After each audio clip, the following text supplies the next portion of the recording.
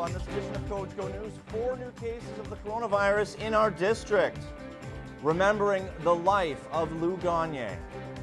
And we're getting ready for the 4th of July.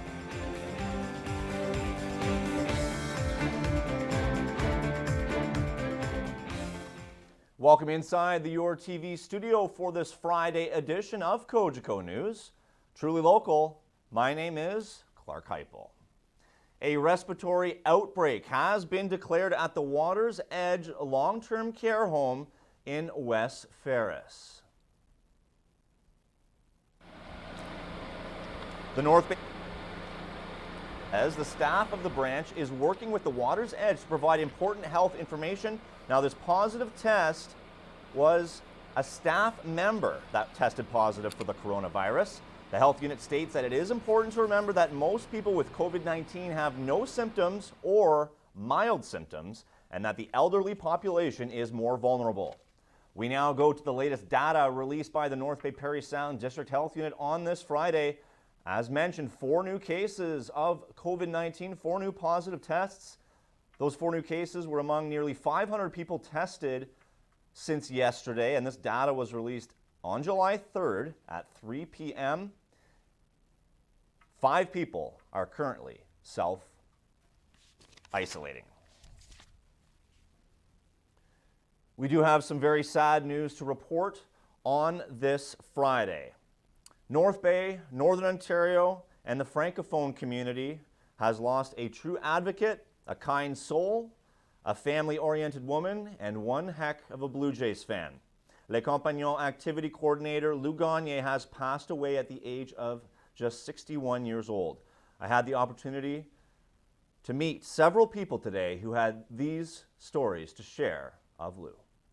Jules Pierre Fournier is a proud Franco-Ontarian. He knew Lou Gagne for a quarter-century. Fournier met me at a placard that was erected at North Bay's waterfront, which helped celebrate the 50th anniversary of Les Compagnons back in 2013. That was a celebration Lou Gagne was very much a part of. It's Friday and I'm still in shock. I got to share the news with my 9-year-old daughter because she has known Lou for essentially her life, her entire life. And I remembered a singing contest that was at Les Compagnons, and my daughter was 4, and she was gonna sing the French version of Let It Go from Frozen. And we had practiced a bit, but we mostly practiced with the karaoke track. And then when we went up, she breaks down, we leave the room, I try and console her. Well, during the break, my 4-year-old daughter goes up to Lou straight up and says, "I'm ready to sing." So Lou, at the beginning of the second half, gives her the mic, and a cappella, my daughter goes up and performs. Lou was that kind of person, where my 4-year-old daughter could go right up to Lou and say, "I'm ready now," and Lou's like, "No problem, we'll put you up in a second." And that's what Lou inspired. She invited, she was about assembling the community, bringing the community together again and again and again, so that we can celebrate, if nothing more than just language, culture, everybody's company. And that's what she stood in the background. She never was in the spotlight. She never wanted credit. Councillor Joanne Brousseau is a proud Franco-Ontarian as well. She attended École Secondaire Catholique Algonquin, the same high school as Gagne. The Franco-Ontarian flag equipped on the flagpole on school property, flying at half-mast on this Friday. I didn't know Lou in high school because she was a few years younger than I, but I can tell you that when I would go to the Compagnon once a month with a group of ladies to do some crafts, she was always happy and bubbly to see everyone there. She, when we would invite her to sit down and have lunch with us, she was very happy to be part of the group, and she was like, 10 minutes later, okay, gotta go, got other things to do, and she would go downstairs and make sure the seniors were happily playing cards. They were missing a partner, she would sit down and play cards with them to make sure that there was a foursome playing cards. So there's a lot of things that Lou did that no one, I think, noticed or recognized. Lou Gagne is a good friend. I've known her since I was a kid, and she happens to be my wife's cousin. So it's a family member. And yeah, we've lost a lot in the community. And she's been on the forefront of all items that pertain to Francophone activities in the riding for a long time. And the Francophone community, as well as the North Bay community, has lost a great voice. Born and raised in North Bay, Peter Churko has known Gagne for 4 decades. Sad day when I heard that Lou had passed. I've known Lou for the past 35, 40 years, and as you say, she's been a champion for the Francophone community, but she's also been a champion for the city of North Bay. Everything that goes on, Lou's always there, or was always there. Anytime that you needed a hand or you needed some advice, Lou was always there. After speaking with city officials, I learned that the Franco-Ontarian flag in Lee Park will be flown at half-mast to honor Lou on a date to be determined. And Lou was just 61 years old. Funeral arrangements have not yet been announced. And from all of us here at Your TV, we extend our very sincere condolences to Lou's family and friends during this very difficult time. Shifting focus now, will the federal government provide more funding to support the Jack Garland Airport? That question and more as we catch up with Nipissing-Temiskaming MP, the Speaker of the House, Anthony Rota. It's certainly a concern. It's something that was not expected. That is Nipissing-Temiskaming MP Anthony Rota speaking on the recent decision of Air Canada to suspend flights out of North Bay indefinitely. We've talked to industry leaders in the area who actually use the service, and they require it. It is an essential service. If Air Canada is not coming back, we are actively looking for other carriers who would be willing to come in and take their place. It does exist, it is an option, and it's something we have to continue. In the meantime, we have to continue our talks with the Ministry of Transportation and the Minister's office to make sure that this doesn't happen, because in a country like Canada's, it is very large. What happens is if we don't have good communication and good transportation, this is something that will really hurt Canadian unity and Canada in general. COVID-19 has affected a lot of things, but transport is probably the biggest thing that's been affected. North Bay City Councillor Mark King has been direct when discussing the airport. He says federal funding is needed and needed soon. With that being said, I asked MP Rota this question. Does Mr. King have a point? Does he have the basis to say that it is a regional airport and it needs more federal support? You know, you can always use more federal support, and we're willing to look at that. Mr. King has, well, I'll just leave it at that. Okay. House is sitting next week. What's going to be the top priorities of discussions? Next week we're sitting, and it's mainly estimates, making sure that the budgets go through, and there's the main thing is the budget statement by the Minister of Finance, Bill Morneau. We're looking forward to that statement, and that will take up most of the day. COVID-19, federal stance, and federal viewpoint. How do we sit right now going into another summer weekend where people just itching to get out and do stuff? What I'm finding is Canadians are being cautious, and I applaud them for using masks and being careful when they're out. We still see some frivolous actions, but they are the minority, they're not the majority. So I encourage everyone to be safe, wear a mask whenever possible. As you see, I wore a mask to get here, and just off for the interview. If they're doing interviews, they can take the mask off, but other than that, if they're in a store, I go into retail stores, and I always have a mask on. I still see people without masks. Please, I'm pleading to people in the area, wear a mask when you're in a public place. We are still awaiting the checkered flag to signal the start of Stage 3, which will be announced by the province of Ontario. When, we're not too sure at this point, as the Ford government hesitant to reopen too quickly. We're not out of the woods yet, and when you drive and see some of the large gatherings in North Bay and some of the groups that are together, especially with the young men and women, that's not the right way to go. We still have quite a bit ahead of us, but I think the next big news from the province in the near future would be the opening of Stage 3, the final stage. So whatever is in that Stage 3 is pretty much going to be it until there is a vaccine that is found. So stay tuned over the next days and weeks for the opening of Stage 3. I think that will be a very significant milestone in this whole history of coronavirus. Biggest challenge for me, I'm a hugger, I'm a handshaker. Will that be allowed in Stage 3? You'll have to wait and see what the guidelines are, but it's going to be very difficult. the physical distancing, even in stage 3, will still be a big requirement. The Chief Medical Officer of Health has not let up on the gas on that at all. Think about masks, for instance. If you can't properly social distance, you should be wearing a mask. In some communities, wearing a mask, like Toronto, indoors is mandatory. So it isn't the case generally in Ontario. It's up to the municipality and their own medical officer of health to look for their guidelines. But universally, what we say is if you can't keep the proper 6-foot distance, that's the time for you to consider wearing a mask. Back to news surrounding that airport up on the hill. Chamber President Peter Chirico has penned a letter to Air Canada officials expressing the concern over the decision to indefinitely suspend flights to Toronto and, of course, back to North Bay. He had this to say on Friday. The announcement on Tuesday completely out of left field, and certainly we were not pleased with that announcement.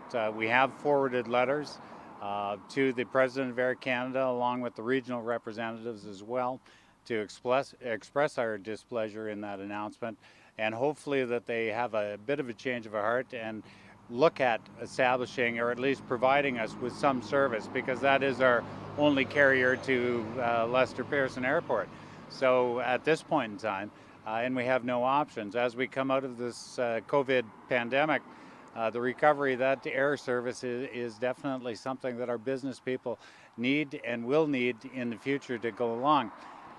Furthermore, I guess when we take a look at it, as Air Canada has made rumors to the federal government that they're going to be looking for a bailout package, well, we also pointed out that those taxpayers also reside in this area. And if they're looking for taxpayers' dollars, we expect that they also do the reciprocal and take a look at the markets that they serve that are needed and required in the north. The North Bay District Chamber of Commerce does its best to remain apolitical. However, Mark King is certainly being political about it. He wants Anthony Rota MP, Liberal MP, to step up and get federal funding as it's a regional airport, he says. What's your thought on this? Well, listen, that was divested a long time ago. So that ship already sailed a long time ago. I know Anthony has been very strong in providing us with support for the airport, whether through the ACAP funding, working alongside with the provincial government when we got the NOHFC funding for the Crosswind one. So I'm not sure where that's coming from. Certainly, that isn't the stance that we're taking. It is a North Bay asset.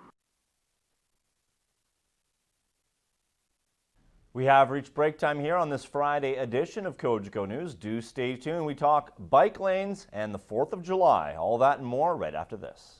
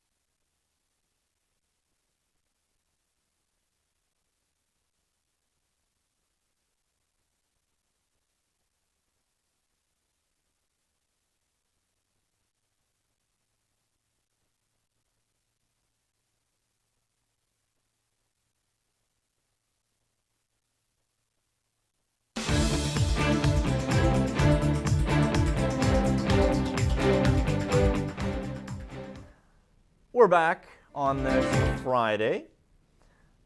Some signage has been erected alongside Memorial Drive to support the new paint job on the roads. At first, drivers sometimes confused as to whether or not they were vehicle lanes or bike lanes, but now signs are up and it makes it quite clear that that space is for cyclists. One of those cyclists is Councillor Marcus Tignanelli. So far the pilot project on Memorial Drive has gone really well. We're averaging about 55 cyclists per day, which is pretty high considering the weather right now. And again, it is a test pilot project, so we might not see it next summer. But the whole objective was to get as many cyclists driving and biking with the vehicles on the roads, and to get that awareness and that education going as we roll out more bike lanes across the city this summer. I'm not sure about Memorial Drive necessarily. I like it. I think that it's an important pilot project to do and get the visibility of cycling in North Bay. But when you look at the Active Transportation Master Plan, we're heading into year 15 and year 5. So we're almost 10 years ahead of the Active Transportation Master Plan due to the grants that we received from the provincial government. So, a big thank you to Vic Fideli for making that happen, and it's an exciting time for cyclists here in North Bay. So the Active Transportation Master Plan was done in 2015. It identified key arteries in cyclist routes, and so we're not picking random streets out of a hat. These have been studied and proven, and we're going to implement that and follow the Transportation Master Plan. And so until it goes for tender, I won't be able to say the street names, but we're always trying to connect Ferris to North Bay and try to bring this one city together. And Memorial Drive has really served as a point of access for people to go from point A to point B. And that's what bike lanes are for. It's not necessarily recreational, although they can be used for that. It's to get people to work, and it's a different form of transportation. And so we need to embrace that as we go forward. The Cape Paceway is a multi-use rec trail. People are able to cycle on it. They're also able to walk, inline skate, skateboard, and there's a speed limit of 20 kilometers per hour. So for people using bikes as an active transportation model, they're not going 20 kilometers an hour. They're going closer to 35, 40, right? And so that's why you need to be on the road, and bicycles in Ontario are treated as a vehicle. And so the safety should come with that. Yeah, so I cycle on Memorial Drive every night, and it's great to see so many people using it. The vehicles so far have been great, giving space, and there is the proper space here. You have 1.5 meter bike lane, and you have 3.5 meters for vehicles, and that is the Ontario guidelines, and so we're following those. And I think the best thing to point out is that this was provincially funded. We received almost $500,000 in provincial funding for active transportation. So this is coming at no cost to the municipal tax base. Canada Day was on Wednesday. Now the 4th of July is tomorrow. The Declaration of Independence was drafted on July 4th, 1776. Now to present day, roughly 36 American servicemen and women work at 22 Wing in support of the Canadian military, their counterparts, as they are part of the 24/7 mission NORAD at 22 Wing. But I'll give us a chance to just kind of reflect on 240 some odd year independence, as you stated, but mainly just to remember those that had came before us and fought, and some paid the ultimate sacrifice to preserve this time for us to be with our family and friends. So we're looking forward to that. There are certainly a lot of issues going on right now south of the border. I won't get into specifics. Social unrest and of course the coronavirus. Personally, I will be displaying an American flag on my porch, and I have my concerns that people might view it and get angry or relate it to something wrong that's happening. However, when I display the flag, it's to support the USAF members in North Bay. Do you and your members feel welcome in North Bay right now? Absolutely. We've never felt more welcome in an assignment. At least I can speak for my family. So my kids are going to school with Canadian kids, and everyone is truly integrated. And you spoke previously on you'll be displaying just to recognize and respect for the nation that's here with you. I appreciate that. You may see other U.S. flags flying around the local area over the weekend, so we look forward to seeing that. The people who are up at the base are part of our community. We work side by side to protect both countries, the whole of the continent of North America. And that's something we have to remember. And our American friends who are here working with us deserve that respect. So my hat's off to them, and I wish them a happy 4th of July. I mean, we've got a great U.S. contingency here. It's really hard to share because, quite frankly, they're up on the hill and they're contained. So it'll be a little harder to show your feelings towards the work that they're doing together. but just continue to support the military as opposed to just our military. You know, continue to wear red on Fridays, and you know, they'll understand. There is a chance of volatile weather on Independence Day tomorrow. We'll have your weather update right after this very short break.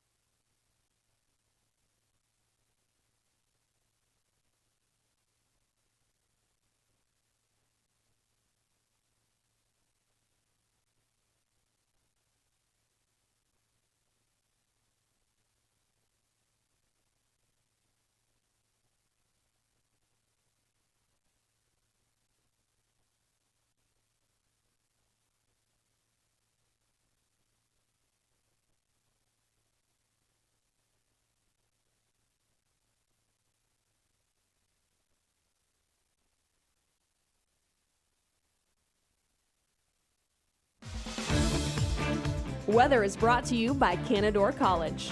Great things happen here. Welcome back to Cogeco News. It's weather time. If you're looking for a relief from the heat, you've come to the wrong place.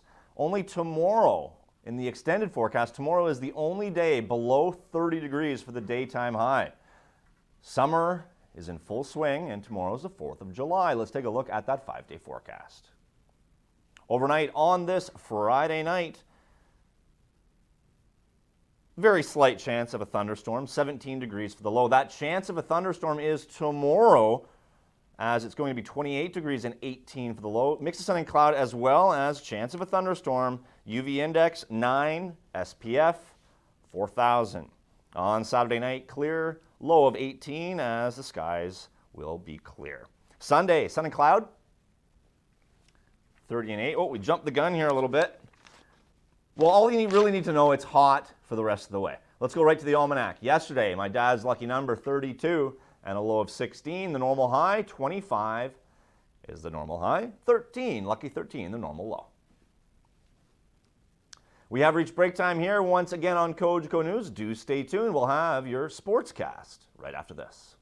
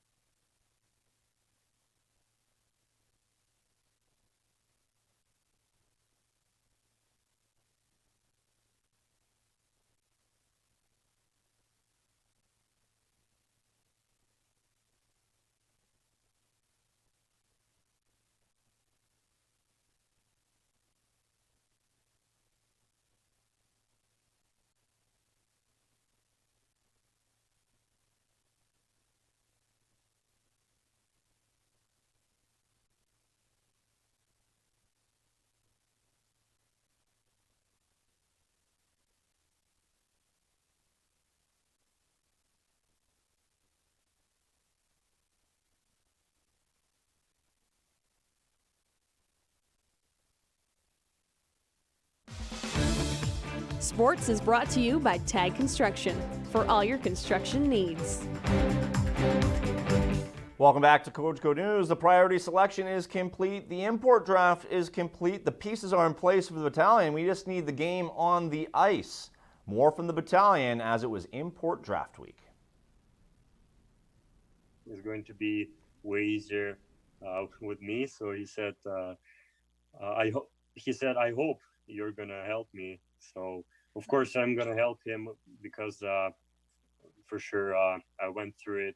I know that it's pretty hard to came over to play in another country to speak English. But for sure, I think as last year I helped Kirill Steklov. I think I helped him a lot with English, with everything, and I'm going to help Matvey next year. So. Yeah, and just from our standpoint too, we brought Goose in because he's a 3-year player. He's going to have an impact on our team, and his job is not to be a translator for the year. We're really grateful to help him in this scenario, and I know him being a good person, he's going to help him out on the ice and on the bench. But we've got some things set up to really help Matvey with the grasp of the English language, and it's some things that we've learned over the years. And we just really feel it's important that Matvey Petrov is able to stand on his own 2 feet with the English language before long. So we're going to have a tutor for him, and we're going to do our best to make sure he's got a grasp of the language, and it's a goal of his as well.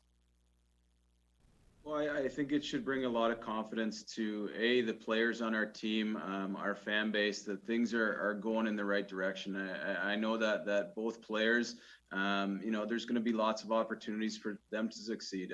I know for sure in my time we haven't had 2 import players of this magnitude, and we're really looking forward for them to come in and make an impact.